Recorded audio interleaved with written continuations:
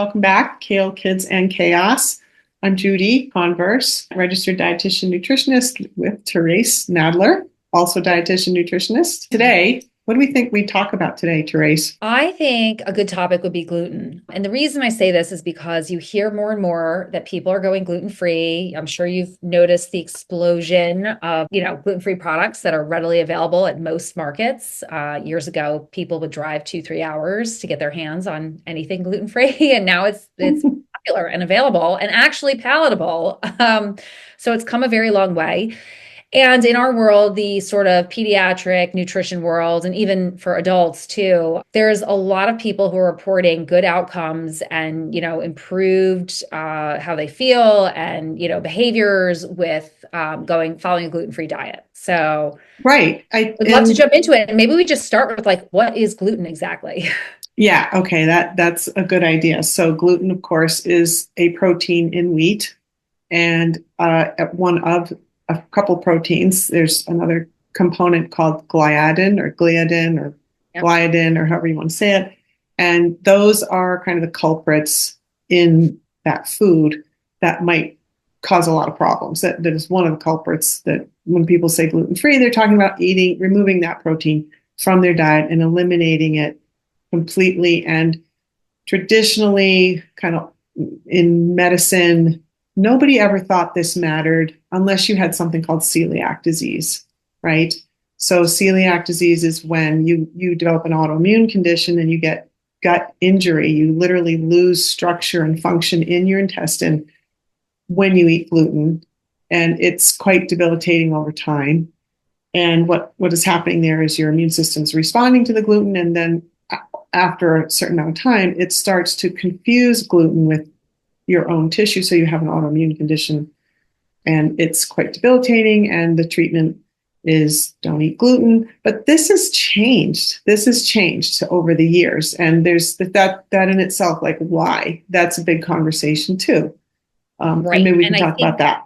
yeah. And I think with celiac, and this is where it gets interesting and sort of we come in because when you are diagnosed with celiac, you generally go to a GI, they do an endoscopy, and the way they diagnose you is they do a blood draw.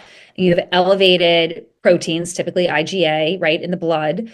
And then from there, they'll recommend the small intestine biopsy where they'll look at the villi. Is it damaged, not damaged? And I think for a lot of people, you may end up with that endoscopy and you may be told you're fine, like you have no damage, but there are subclinical, Yeah, sort there's of different layers. manifestation, right? Inflammation happening in your body because that is reacting to wheat and the proteins in wheat.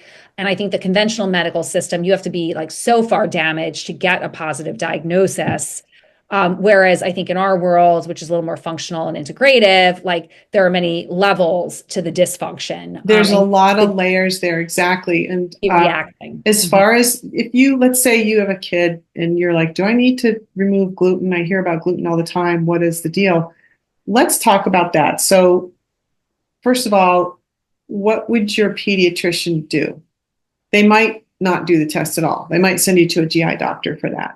But whoever does the test, all they're going to do generally is look at celiac serology. In other words, they're just going to draw some blood and see if you have an antibody to something called tissue transglutaminase, which is an enzyme that we make in our gut, and an antibody called an endomycin antibody. So that's another antibody against yourself in your own gut. They're not even going to look. They're not going to look at a gluten reaction at all. They're not going to look if you have a reaction to wheat. They're just going to look at, do you have those advanced markers of celiac disease? In other words, the autoimmune markers. That's all they're going to look at. So you will not know if your child can eat gluten or not. All they're going to tell you is, does your child have an advanced autoimmune condition related to gluten? They're not going to test for gluten sensitivity or gluten reaction at all. And do they And do that with like a blood draw or what's the yeah, typical that's test? a Okay. blood draw. Blood draw. They will Okay. also typically include some genetic screening. There's certain genetic haplotypes that you have a much higher odds of Likely. developing celiac disease. Mhm. That's about it. I can't tell you how many hundreds of kids I met who had that testing done, who ultimately just resolved so many problems by going gluten-free. And we can talk about how we decided to actually do that, Yeah. what other testing we did. the other thing that might be done, let's see, what was the other thing? Oh, if you talk to an allergist, they generally don't screen for celiac disease because it's considered a GI doctor's problem. And this is, again, we had an episode recently about the kooky, crazy system we have where people get chopped up into their parts and there's no gestalt, there's no whole picture. So an allergist might check for a wheat allergy. That is different test than a celiac test, and it's a different test than a gluten sensitivity test. They're all different blood tests. So a wheat allergy may or may not correlate with a celiac result being positive. It may or may not correlate with a gluten sensitivity result being positive. So the wheat allergy, they might do a little scratch test on your skin to see if you get a hive, or they might draw, right? Yeah. Or they might draw blood at the allergist to look for IgE, immunoglobulin E, which is the class of immunoglobulin which we align with like swift allergy reaction. So what's going on there? If your kid is negative for all that, let's say your kid's negative for the IgE test, blood test, a scratch test, and a celiac test, and are you confident? Can they still not be able to do well with gluten? The answer is yes. There's two tests that generally aren't done unless you're talking to a functional or integrative practitioner. One is a gluten sensitivity test, and there is now a diagnosis code for something called non-celiac gluten sensitivity. That's fairly recent. It's not controversial. I've seen stuff online about, oh, this is controversial whether or not it's real. It's not a controversy. It's just another type of test. I think the only controversy is your insurance company doesn't want to pay for it. So they're going to make as much noise. Your disease state is not as advanced, right? Like this is the whole thing. Like it has to be very advanced to be on that radar. Right. And oftentimes, there's therapies, drugs, whatever, money to be made off of that diagnosis. Exactly. And what I often have done in practice, if I'm not authorizing the blood draw for this type of thing, and as I've said in the past, I always encourage a pediatrician to be in the loop. So I will say to a parent, look, go to your pediatrician and I want you to ask for this test. And I will literally link to the actual LabCorp or Quest Lab. It's a very standard test. You don't have to go pay $400 for some out-of-pocket functional medicine, yada, yada. It's a simple test. You can get on LabCorp. If your pediatrician orders it, it probably could be covered if they're going to do a celiac serology for you. I always say, ask them to add a deamidated gliadin antibody test. Okay, it's not routine. Some pediatricians know to do that. Often they don't. That's the one that's going to show, do you have the non-celiac gluten sensitivity? So it's deamidated gliadin, IgG, and IgA. Simple. Now, when that number is elevated, then you've got a problem. And you have what you were talking about earlier, Therese, like a subclinical gluten sensitivity. It's not causing celiac probably if your other tests are negative, but it's going to cause a lot of trouble. And what kind of trouble? What does it look like? You're going to see more anxiety. Kids might have trouble keeping weight on, but they're not failing as much as they would with full-on celiac disease. They might be very picky eating. They might have little shiners under their eyes because that too will interfere with iron uptake and some other nutrient absorption. They might have kind of an irritable stool pattern. It's not like decidedly bad all the time. It might be mixed. Sometimes it's constipated. Sometimes it's so there's a little kind of family of signs. They might also have some eczema. Yeah, skin. So that's actually a great point. A lot of times people who have, this sensitivity to gluten, it will show up in the skin. And this is for adults too. This is not just kids. So if you have skin issues, psoriasis, eczema, rosacea, sometimes acne, these are all manifestations that there's generally a problem happening in the gut. And oftentimes it's related to wheat consumption. Yeah. And this is not generally here in the US. It's just kind of archaic. There's still this notion that this is only relevant if you have celiac disease. And that's obviously not true. Like we were saying, there's all these different kind of layers and ways that the immune system might respond to you eating gluten, and that will depend on your gut health as well. Do you have leaky gut? What's your microbiome? The other thing that can show up when kids don't tolerate gluten, it can be more about not so much an immune response, but how they digest that protein and how they absorb it. And we've talked about this before. If they don't have very robust digestion or they have leaky gut, that gluten or gliadin is going to end up malabsorbed as that opiate-like peptide we've talked about before. It's called gliadorphin. Yeah. And you may or may not have an immune response to that, but that will affect behavior. It will affect sleep. It can affect sleep pattern. It will make kids picky. It will be constipating. So there's a number of ways that gluten can mess your kid up. And Right. you're not going to hear about this just by asking your pediatrician, do I need to go gluten-free? Because they don't, this is not their job. It's not their Yeah. job. Right. Well, they'll refer you to, if you suspect that, they'll send you to the GI, then the GI is looking for something pretty extreme. Yeah. And you're not going to find necessarily the extreme in some patients, but as the parent, you know what I mean? You have an inclination is what I'll say.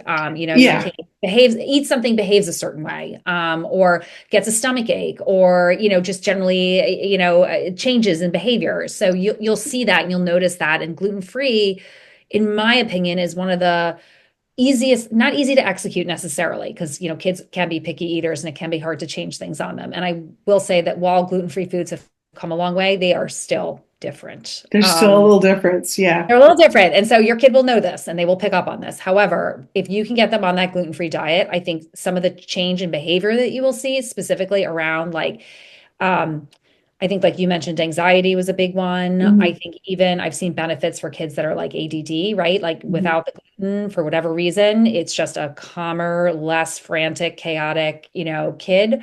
And then those are probably the top two where I've seen that. Yeah, and it's not like we're sitting here going, okay, nobody should eat gluten, and, although there are folks who would say that. um, We'll get okay. into it. There's a lot of things going on in the wheat supply in America. Yeah, we So can talk about that. But as far as kids, yes, in my pediatric nutrition practice for years and years, it would be rare when we encountered a rationale to remove gluten. And I always looked for that. I would never just say, okay, I want you to go do this. I would want blood work. I would want some chemistry to show me what is happening to that gluten molecule in your kid's yeah, case. And right. if we, because, nobody wants to talk to a dietitian. Let's be honest, Therese. People hate Why not? dietitians. They're so friendly and helpful. we're nobody, like, you go I to a know. cocktail party and you don't, Right. what do? I don't tell people. Because Make it up. they're like, oh, okay, I don't want to talk to you about food. Tell me what I can't eat. Nobody Right. likes that. I get that. So it's definitely easier to not have to mess with food, but it's so impactful and it's Yeah. so like potential filled. So I will always have the parent join me in establishing that rationale. Like, we're going to try Yeah. this because we found XYZ. And just because your doctor didn't find it doesn't mean it's not real. It's just that they didn't Right. look. They didn't Right. know how to look. And you're right. Usually it's a big, big biggie for kids with an ADD or ADHD diagnosis. It's often a biggie for kids with Downs. I've encountered that a lot, Down syndrome. And just sidebar, Down syndrome kids often have a very different need for zinc replenishment. And this is one of the minerals that if you're not tolerating gluten well, zinc and iron, you're not going to absorb very well. So that's an Right. interesting one for Downs. Kids on the autism spectrum, for sure. Kids Yeah. with a lot of anxiety can be a big deal. And I want to mention, a moment ago, I was saying, we have these kind of archaic ideas about this in the US, where in the European Union, some of the diagnostic criteria for celiac disease include neurological effects. Well, So that's and interesting. I did not psychiatric know that. effects. Yeah, Yeah. that's in their lexicon for some of the features of how you might present with a celiac picture. They will include effects on nervous system tissue. And what's so interesting is in the functional medicine realm, there's discussion and academic inquiry into the cross reactivity, not just with that gut tissue like we look for in the US, so that you have an autoimmune story going on in your gut when you eat gluten, but cross reactivity to something called myelin basic protein, which is a critical protein that is coating your nerves, that literally like the insulation on the wiring in your nervous system. And if you may have a rendition of celiac that is impacting that. And hence there's old published data on funky symptoms we don't associate with celiac here in the US, like ataxia, which is meaning you have a really disrupted gait, you don't Yeah. have normal motor skills, um, seizure disorders. So all of these things can relate to gluten. So, Yeah. for example, when I have encountered kids in my practice who have a seizure disorder, I look and let's say they're having a lot of difficulty controlling seizures with the medication protocols. I always want to look at that gluten piece because maybe their medication protocol will succeed better, will do better if we just don't eat gluten. So there's all these possibilities. And this isn't like some secret diabolical plan to sell you more expensive food. Free, it's more expensive typically. It is more expensive, and we all have to remember that wheat in the US is a heavily subsidized crop. Correct. And so the things that are going into a gluten-free food are not. They're not, yeah, they're going to be more expensive. And then, of course, Judy, you've also, I'm sure, come across um, anecdotal evidence from patients or even parents talking about how, oh, I can go to Europe and my kid can eat the pizza or I can eat the pizza and I don't have the problems that I normally have. So I think let's take a second and talk about the differences between the wheat in America and the wheat in the EU. And even if you have, noticed there are more products showing up on American shelves that specifically note that they are using wheat from Italy, from foreign countries. Because I do think this is one of those like subterranean things that is well understood by people who have started noticing like they have a problem with wheat in this country, but when they travel, it is much less of an issue. Right. And I think, right. And why? So two big answers that I can think of. One, first of all, the wheat generally that we produce in the US has more gluten in it. It's higher protein. And I believe it's also a little bit different type of wheat, soft wheat versus hard wheat, if I'm not mistaken. So that's going to be different for people who might have a like a marginal status on a gluten sensitivity. And to that note, I've definitely encountered kids who do a lot better allowing very rare, they can eat a little gluten, but generally it's an all or nothing story. You'll see a much different presentation in your kid for functioning, happiness, anxiety, focus, attention, energy, sleep, whatever, if you go all in. But for people who can dabble in it a little bit, this is interesting that they might feel a whole lot better with that other type of wheat. The other reason, of course, is glyphosate.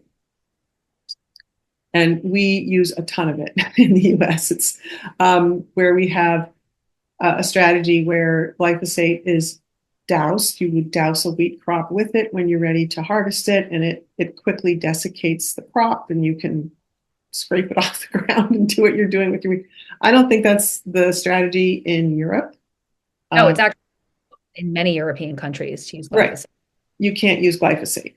Yeah. So Here, from what I understand, I believe it is, I think, correct me if I'm wrong, you may or may not know this, but I believe that most of our insecticides and herbicides and things like that, they actually, the way they work is they target the nervous system of the pest.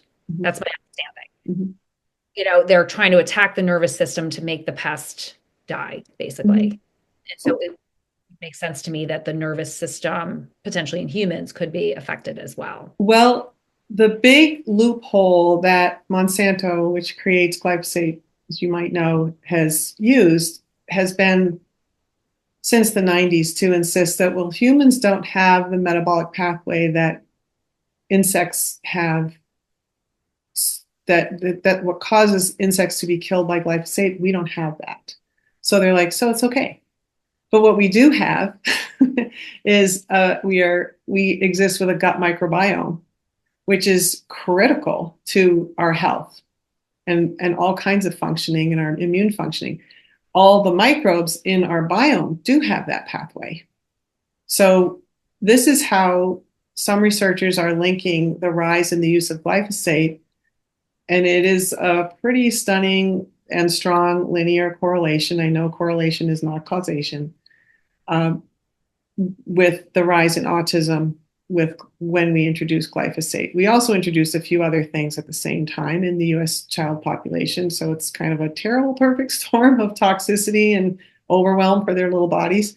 But yes, it glyphosate disrupts the gut microbiome. There is research on that. It's not, I mean, you could certainly find it. This research is not censored, I'm going to say, in the EU like it is here.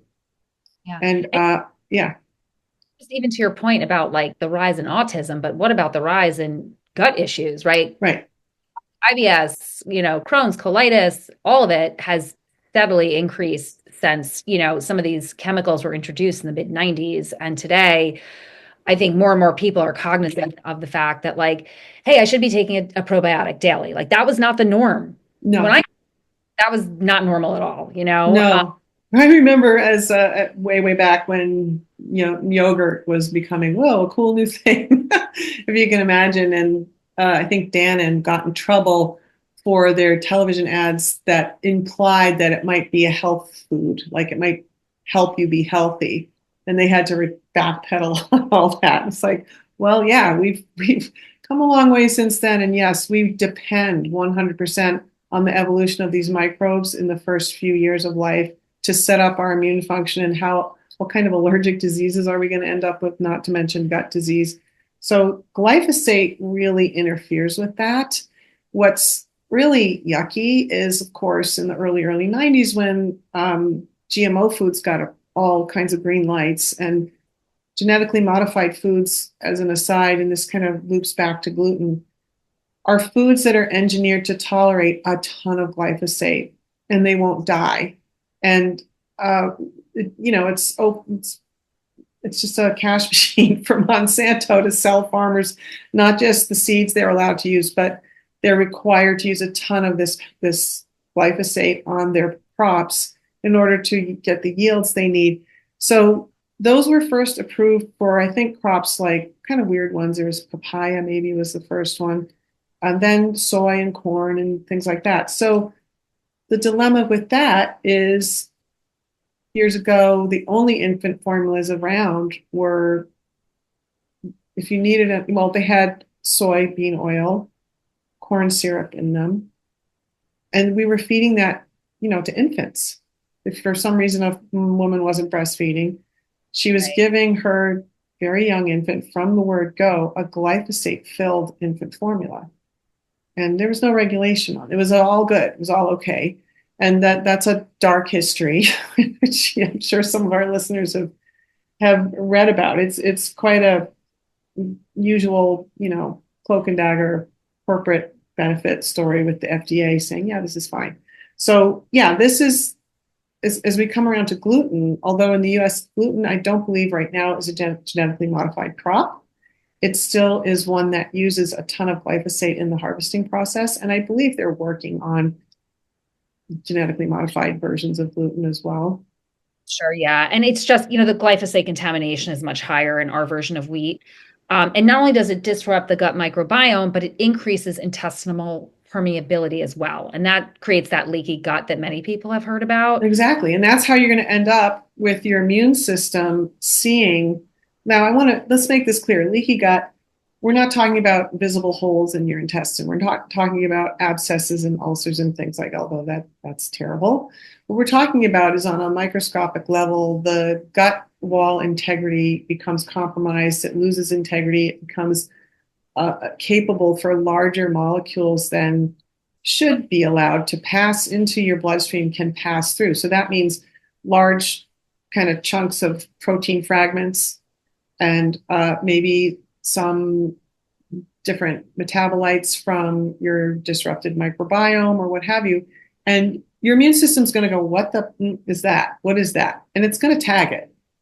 And as soon as it's tagging it, it's everywhere and it's everywhere in your body. And that's why you're going to see behavioral effects as well and things like that. So, yeah, the glyphosate engendering leaky gut can set kids up for food intolerance, food allergy. Yeah, Yeah. And it's a problem. Because again, this is something that is oftentimes subclinical. And so you will go and get the test and they will show you're negative for this, negative for that. But you really do have a problem. And I will say for many people, and I've seen this, for different reasons, going gluten free, they just feel better. And I think we were talking just a little while ago, and you had asked me when I went gluten free, which at this point was like 12 or 13 years ago, like how long did it take me to feel better? I mean, it was hard because I was dealing with psoriasis. And so you have lesions that take a long time to heal. But I would say probably within 2 weeks, 3 weeks, you could really see and feel a difference. And Mhm. so that is sort of, I would say that is the timeline I would look at if you do decide, this is worth a try with your child, based on markers that are found in, various tests that are done, suggesting this might be beneficial. I'd give it 2 to 3 very good weeks. And Yeah, clients, it is hard. There's gluten in a lot of things that you do not think have gluten, and you have to really look at those food labels and become a sleuth. right. And I often would tell parents the same thing. Like I mean, it would be once in a while I would capture a child who, oh, we found you have celiac because I encouraged the testing. It had never been done. Usually, if a child has advanced to that point, they're already quite underweight. They're stunted. They're not getting taller. There's a lot of problem. They've been to a GI. They've captured, okay, we have celiac. But typical for me would be meeting all the kids who are in that gray zone who may have done celiac testing or maybe a scratch test, and their doctors have said, you can eat that. And the parents are like, oh, thank goodness. I'm like, well, I got some news for you. Some other testing here shows you maybe cannot. Um, in those cases, yeah, I would tell them it might take 2 to 4 weeks before you notice, and it might be subtle signs. And I would give them a little checklist, things like nervous system ticks. How many is your child still showing that tick that they had? Is your child having a better mood? And these might be kind of soft signs, but over time, their quality of life, it's big quality of life changes. And very typically, parents would be thrilled that they've done this change and they're seeing a new child. And I'm not talking about, oh, you need to change your kid. I'm just saying, let your kid be who they really are. Let them be happier, let them feel good, and see what happens. If your child has celiac or a very high antibody titer to gliadin, you're going to see a change within a week. For example, having the first form stool in years within 3 days, that's a biggie. So it just kind of depends on the degree of how much has your body gone down the rabbit hole of managing a gluten issue without reprieve. And the longer that it has, the quicker you're going to see an improvement when you remove it. And would you say in your experience, have you found it to be somewhat genetic? So if the parent discovers like the child does better on gluten, because I've seen this where the parent's like, okay, we're all going gluten free. This is much easier for our whole household to be in on this versus like isolating one child, when you have others. Right. Had parents come to me and they have come back and said, well, we all went gluten free. And I went to my doctor for my checkup and like, oh my God, my thyroid, I have Hashimoto's, my thyroid numbers are so much better. Right. Or told me like I had like kind of chronic arthritis, like, I was young to have it, but like I had a lot of joint aches and pain and I was diagnosed with arthritis and I went gluten free and all of a sudden, like within a month, I'm good. Like Right. So true. This is all over the functional medicine realm, all the places, nooks and crannies where a gluten sensitivity, non-celiac gluten sensitivity will make you sicker. Rheumatoid arthritis for kids, in kids. I've had RA kids. It's hard in those cases. They are, working with their rheumatology guys, their docs. And when in many cases in that, it's so interesting in that little niche of type of patient, RA and kids, they're so told that it has nothing to do with food or anything that it's harder to get those parents to even give it a try. Even yeah. when we have some serology showing, you know what, you have a gluten sensitivity, your child might need less medication for RA, or they might. And I definitely have also had cases where the RA, once in a while, if we can get the family fully on board, they do get pushback from their rheumatology folks, which I don't like because those folks are not trained in nutrition. They don't have this piece. So if we can get folks on board with that, it's worth the trial, and it does have to be all in. And the clouding part of it, the part that gets murky, is usually if you've got a pretty entrenched gluten sensitivity, there's other noise going on that needs cleaning up as well. it's going to make it a lot easier if you start with that gluten piece for sure. And And yeah. I've also seen, and tell me if you've seen this too, that the kids that really have there's something ironic about oftentimes the food you eat the most or like the most is the one that's hurting you. Have you seen or heard that or noticed that? Yeah, and I think that's a function of just degree of exposure. Like if you have a leaky gut scenario and the measure that nowadays we are using is zonulin, and that will be measured on a stool study. If your zonulin is high, that's an indicator that your gut tissue integrity is getting compromised and your immune system is seeing too much of food protein fragments on a molecular level. So if your diet is mostly wheat, it's going to have a much higher antibody titer to gluten if you have a leaky gut. If your diet is mostly pineapple, you might see something like that. So it's not so much, that's another myth that parents, first of all, there's so many myths here. One, that non-celiac gluten sensitivity is controversial or not real. No, that's not true. Another one is, oh, those food sensitivity tests are fake. They don't mean anything. We can talk about that in a sec. But another one is, oh, those just measure the food you eat right now. And the more you eat of a food, that's going to show up on your sensitivity test only if you have a leaky gut. So I had an interesting opportunity when I had a pair of twins in my practice, a boy and a girl. The boy was on the spectrum, autism spectrum. The girl was neurotypical. We were able to get full food sensitivity panels on both of them, night and day. They ate the same diet. Okay, they ate the same diet. The girls' panel was clean as a whistle, nothing. The boys all lit up, and gluten was a biggie for him. So no, it doesn't just measure what you ate this week. That's not true. It's measuring. It's in a way, it's a measure of how leaky is your gut, and it's a measure of the foods that most irritated your immune system. And sometimes there's foods on there that a child no longer eats, as can also be true in celiac disease. Once you are established with celiac disease, I don't know if this is current, this was more common years ago. You may maintain a high gliadin antibody even though you don't eat gluten anymore. And that's a kind of a signal of the immune system remaining a little bit dysregulated and confused. It's not being triggered anymore. Why is it maintained? Why is that antibody still circulating? So that can happen too. I mean, I've had that scenario where kids have withdrawn certain foods, but the sensitivity is persisting. So why, right? And that's another process to sort out. You have a patient, a kid who does have these markers and you recommend going gluten-free. Do you also think like, oh, okay, because they've had this sensitivity for a while, let's also think about supplements to like rebolster some of the nutrition that may have been getting lost or, not fully absorbed by the body? Like, talk to me a little. Right. Yeah, so you can infer that, and in our jobs as dietitian nutritionists, we're always looking at food diaries, and that's a huge helpful tool for me. If I'm handed, parents would fill out a 3-day food record. I would have a little tool for that, and I would ask a lot of questions about how long has your child been eating this type of diet?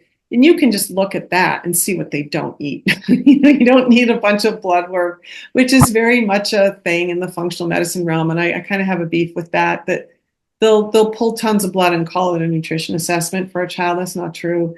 You can look at the child. There's nutrition focused physical exam will reveal a lot of things that even a blood work won't in a child. You can look at their foods and see, are they eating any sources of these important foods? And if you really have a doubt, you can pull some blood. And it's hard to do that with kids often because, it's just whatever. But the one that I will pull if I can is that iron study, not a hemoglobin, but actual iron profile, which is serum iron transfer and ferritin saturation and binding capacity. Because I want to know, did you stop absorbing iron with this dilemma, or do you need it? Because that will also really change a child's behavior and immune function and energy and whether or not they have anemia, which is when their hemoglobin and hematocrit are out of range below. That's anemia. You can have iron deficit or iron deficiency without anemia. and repairing that is big. So that might be the blood test I would really want out of all of them. Otherwise, I'm not a big fan of blood tests for every micronutrient, all the vitamins and minerals. I mean, I'm much more stingy with that because there's, first of all, most of them, for the most part, are safe to supplement. You can start using the supplement. Yeah, high quality though, but yes. Yeah, high quality, and you can see how the child responds. With a lot of those, a child will respond fairly quickly, like B group vitamins, you'll see a quick response. Um, so no harm there. You don't necessarily need that SpectraCell test. I'm not a fan of that test. I'm sorry. Sorry, SpectraCell folks. I do have colleagues who really like it, but for kids, and we're talking about families who are trying to, sort out their their health costs and health insurance, what's covered, what's not. When it comes to certain supplements like those, it's easy to just put them back in the diet, especially if you see a food record that shows kids aren't eating them, or you're seeing some clinical signs that shows they're bereft of those nutrients. Just use a supplement. But for iron, we can't do that. You have to know exactly what you're doing because it can be toxic. Toxic and constipating and lead to other things that become challenging to manage. For sure. And then as far as other tools to just produce some gut tissue recovery, there's tons, right? There's tons. Certainly right foods for that child and enough food. That's a big driver of keeping the gut a little bit weak and leaky, if you will, is staying underweight. So establishing if your child's underweight or not, enough food, really nice prebiotic starches. I love those. And, there's all kinds of fiber. There's immunoglobulin support you can use. There's probiotics. So there's a whole world of helpers out there that you can use. And it's kind of hard to give like one size fits all. There really isn't that advice for kids to say, oh, I recommend this one product. Not really. Parent, you're going to try a few and figure out which ones I think you see the best results on. Yeah, and one at a time, two at a time. Like don't throw everything at your kid at once. And I am not, unless your kid's like a teenager or a little older and really interested, don't talk about it. Just shut up. With Because, them or with like other family members? oh no, with them. Right. Okay.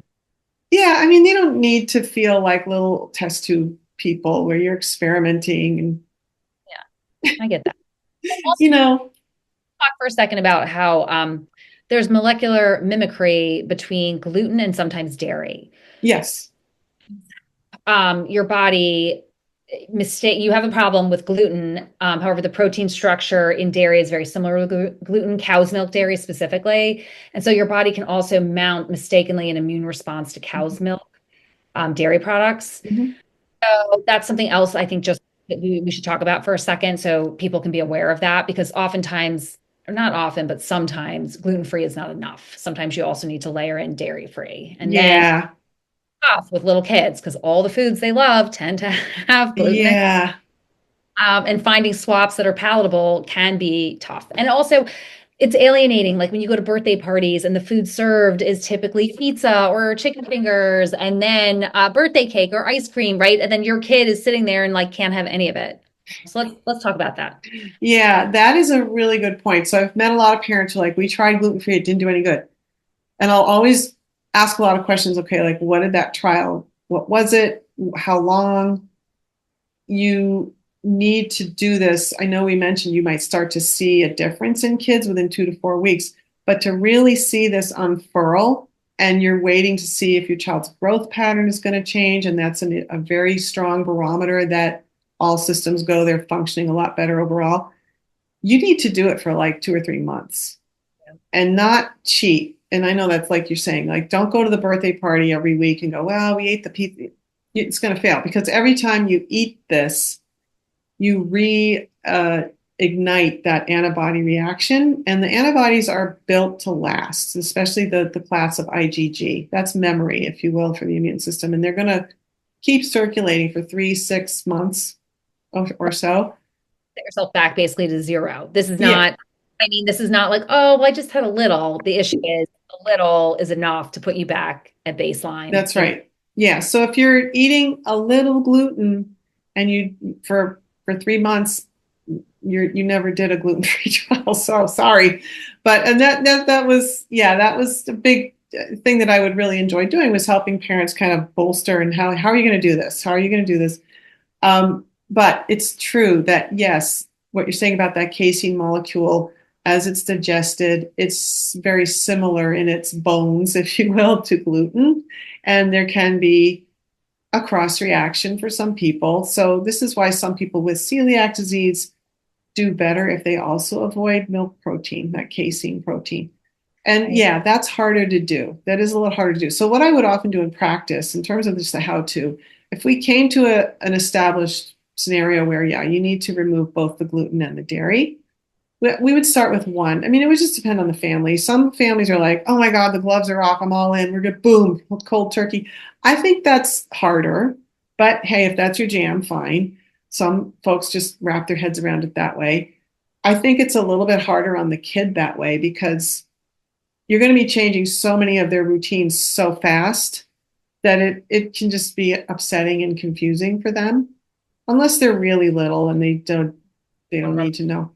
But they will feel differently really fast too, and they will go through a little bit of a detox because of the potential for that opiate like peptide to have been in play in these scenarios.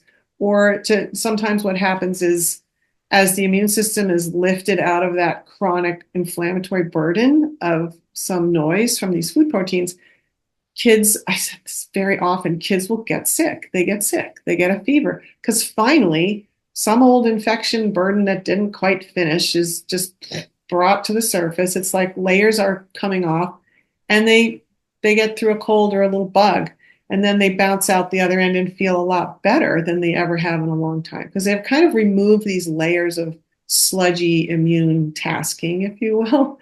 Um, but Well, yeah, if you need you know what I mean with detox? Like you think about it from like an adult perspective, like someone is in rehab, they warn you, like you're going to detox. It's going to be bad. It's yeah, going to be, yeah, so that is just something to keep in mind. yeah, it can feel hard. And I would have a real stepwise approach for most cases where let's start with which of these foods is easier in your household to remove first. And we're going to gradually disappear that one. Usually it's gluten because Right? there's so many gluten-free foods and they're Much better.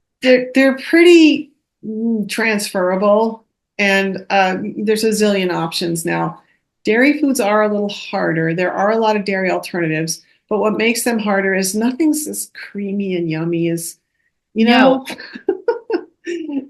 going on with dairy the past few years, the way I watched what happened with gluten-free products. So like years ago, they were chalky, they fell apart, they tasted awful. Like you really were not interested in gluten-free anything that was offered to you. And this is like the early 2000s. Fast forward 20 years later, we have a lot of things that are palatable. And I feel like in the dairy-free sector right now, a lot of it's funky, it's chalky, it's grainy, it's weird. I feel like we're in the early 2000s, and I think in probably a few years it will get substantially better because I think more and more people are being affected by this. This is not just kids, this is not just adults. This is like a huge segment of the population is having problems digesting wheat on many levels. yeah, yeah, and it's too bad. I mean, yeah, and so you're right with dairy. The products are a lot better. They're evolving. What is a little challenging is a lot of them use a pea protein concentrate, which is tough for some kids if they have a casein intolerance or allergy. That often is accompanied by a soy protein allergy or intolerance. Those are not terribly dissimilar looking proteins once in your gut and being digested. And then joining in on that is a pea protein concentrate, not necessarily just fresh peas or snap peas, but the kind of pea protein concentrate that they use to make fake cheese or a milk substitute. You'll see that in a lot of vegan protein bars and milks and products. It's in Daya cheese as a main ingredient. Dairy-free cheese. Yep. Right. So these things are evolving. The other thing that makes it a little hard, there's interesting products being made now with cashew and almond, and they're kind of good. But if this child has a nut allergy, what do you do with that? Like I know across a lot of schools, you can't bring a nut butter sandwich to school, but can you bring a cheese substitute made with cashew? getting complicated. Right. And that's a newer concept, the cashew like alternatives for butter, and they are delicious. I will say I've used some of them, and they are passable, very passable. Yeah, they're good. I love them. I love using cashew to make like a cashew cream sauce. It's very workable and really yummy recipes. My dilemma as a practitioner is I meet these kids who have multiple food allergy and they are anaphylactic. They can't eat cashew, almond, or mac nut, or they can't touch that stuff. So Yeah. that's a real dilemma. And it's all about where can you work in some substitutes. And that's a key is don't remove a food without knowing what are you going to put in instead. And it has to be equal or better nutritional value. It can't just be empty, garbagey. I make one exception. I don't mean to call this garbage because these people will get on my case. Am I allowed to say a product? Can I say a product? I think so. We can bleep it out in post or whatever. But there's a company called Violife or Violife or whatever. There is no pea protein in that. It's like potato starch and whatever. And they make a pretty good little cheese slice if you have a guy or a little girl who's really into their grilled cheese. I'm not the person who's on board with like, take it away. You can't have that anymore.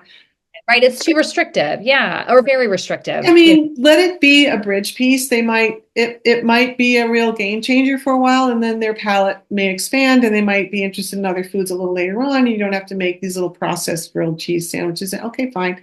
I'm all about keeping kids pretty happy. It's not like we're going to expect them to suddenly eat all this kind of vegan vegetable roughage food. For them. That's the goal. Yeah. And I So even, I've also noticed with some people, if you do have like reactions to gluten and dairy, oftentimes I find nuts can be problematic too. They're lower on the list. Um, and a lot of times people will get rid of, the gluten products and swap in a bunch of nut products, right? Or nuts in general, because hey, they're healthy and why not? But I will find that some people are even reacting to those as well when they do have issues with gluten and dairy too. And then right. the one word of caution, oftentimes gluten-free products have a rice base. Yeah. Rice is totally fine. However, it can be high in arsenic. And if you all switch everything to gluten-free products that are all based in rice, you could be taking in like a high level of arsenic, which can be Yeah. toxic. Yeah. It's also big in chicken but yeah, it's if you're going gluten free, diversifying your non-gluten grains or starches is really important, not to just lean on one. So there's a whole bunch of them. There's buckwheat, which counterintuitively is a gluten-free grain. That's a good one because Yes, because it's very confusing to I pick. know, right? It's gluten-free, has really good prebiotic fiber in there. Of course, not a grain, quinoa is also helpful. Tiger nut flour is not a grain, but also helpful with a lot of fiber. And there's different versions of tapioca, potato, cassava. A lot with, Um, I think like a bunch of brands are switching, to cassava because it's a flour mhm, that's full and not chalky and mhm. the base of a few different things that I've tried recently that I like. And then, of course, there's also just non-grain starches, potatoes, sweet potatoes, butternut squashes, things like that that you can use. Cauliflower, as we all know, the explosion in cauliflower products. Right. And lentil. There's lentil pasta that's actually not so bad at all. And so Yeah, rotating and these all will have different textures. They'll have different times that you're cooking them. So kind of tinker with it, experiment. And the way that I encourage families to present this to their kids, if at all, one option is you just don't. The next time you serve a pasta meal, it's just the other pasta now. And there's no complaining it's just and if there's ranting and raving about it, I just shrug and say, well, they didn't have it and they were out of it. So this is what we had tonight. You don't need to say this is gluten free, honey. And I'm sorry if there's lead to the meltdown. You know what I mean? If you come in with like, now we're doing different, that can automatically be triggering in the sense of, well, I don't want it. yeah, Right.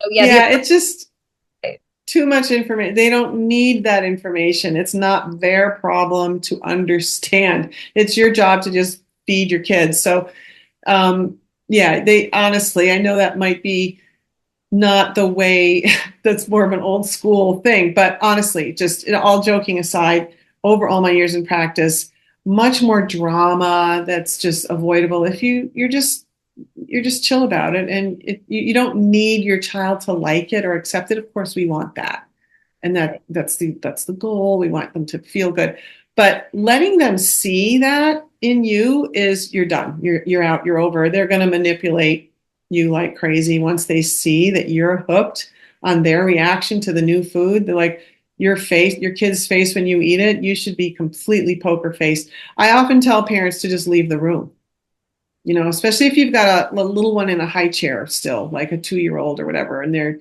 just walk away humming a happy tune and pop back in and out.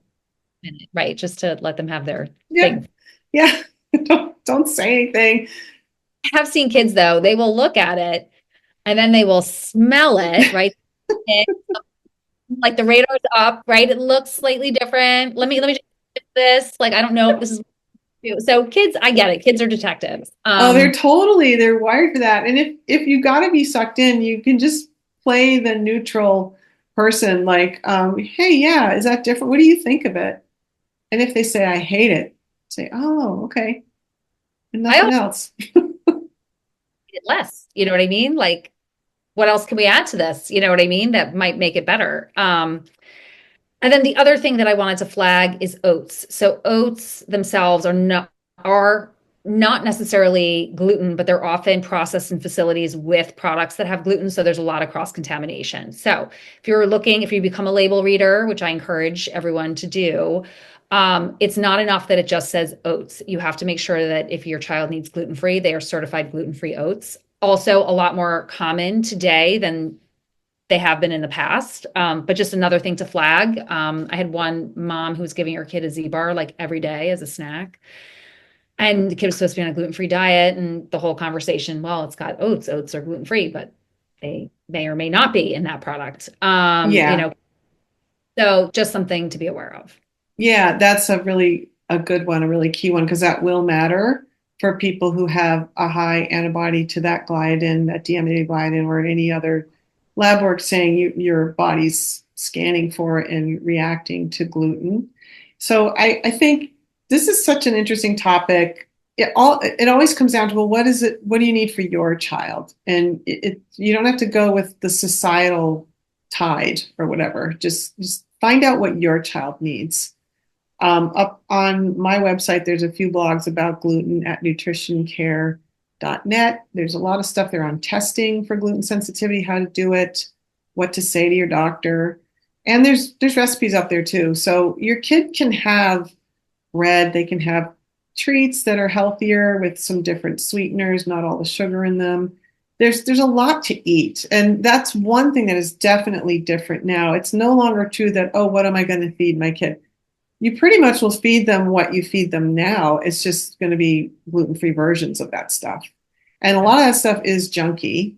So as they may start to feel better and recover, what you might expect to see is their palate gets a little more open and you can move away from the junky processed gluten-free food. It's not like you and I are sitting here going, go ahead and eat all the junky processed gluten-free food. It's like, but not necessarily, but you might use it as a stepping stone to first removing that inflammatory burden of the gluten itself. And then you can move into that next phase of, well, what else can we eat? And often, what I also encourage is, well, I guess it depends on the family dynamic, but a lot of times, like, they know mom is working on trying to get everyone to generally eat healthier or healthy-ish in the household. And dad is the one who is like, let's go sneak the candy or the ice cream when they're not looking. Happens a lot. Right. So a lot of times I'll be like, okay, listen, this is new. Dad's going to try it first. He's going to tell you what it is, thumbs up, thumbs sideways, thumbs down, and so if you can get the other parent on board too, that can go a long way with at least convincing your child to try something new. Because a lot of times these picky eaters, like I said, radar's up, will not try something new if it looks different, if it smells different, if it is, possibly different. So the more you can sort of, do good cop, bad cop with the other, partner in your household or, whoever it may be, maybe it's your nanny or your, whoever, that can also help convince them to at least try. Right. To your point, Yeah. once the healing starts, a lot of times they do get more open to trying Mhm. new that you could not believe they are trying.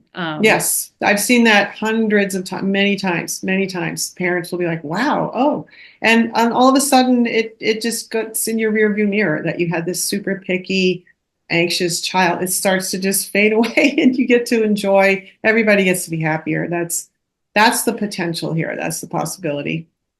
And healthier. Yeah, for sure. Well, you and I could talk about gluten all day, right? There's so much, and there's so many good recipes and things like that out there. If you folks are out there and need help with that, there's tons of opportunity out there. It's not hard, and if you're not the kind of person who has time to do that, there are products ready to go. There's tons of them now. They are getting better, Yeah, much so better. yeah, it's easier now. So I Great. think we can wrap this topic. I think our next one is going to be gaps. So Yeah, I'm we should excited about that. gaps. Yeah, we're going to have a certified GAPS practitioner guest, so we can really get the full story on that. I work with a lot of GAPS people in my practice. I am not a GAPS practitioner, so this will be really interesting, and we'll look forward to that. See y'all next time. All right, bye.